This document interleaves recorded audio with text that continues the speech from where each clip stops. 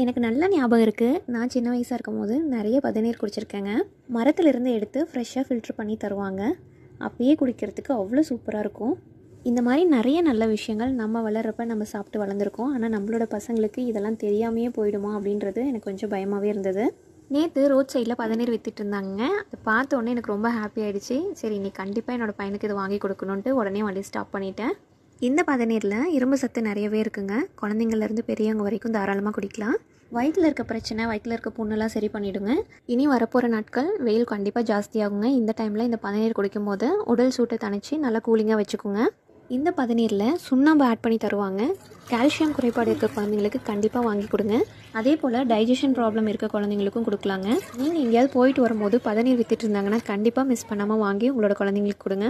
நான் கொஞ்சம் டவுட்டோடு தான் வாங்கியிருந்தேன். டேஸ்ட் என்னோடய பசங்களுக்கு பிடிக்குமா என்னமோ தெரியலன்ட்டு. ஆனால் என்னோடய பசங்க அதை குடிச்சு பார்த்துட்டு ரொம்பவே நல்லா இருக்குன்னு சொல்லியிருந்தாங்க.